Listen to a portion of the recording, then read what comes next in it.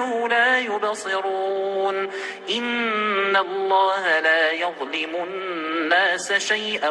ولكن الناس أنفسهم يظلمون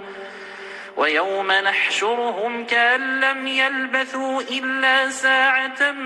من النهار يتعارفون بينهم قد خسر الذين كذبوا بلقاء الله وما كانوا مهتدين وإما نرينك بعض الذي نعدهم أو نتوفينك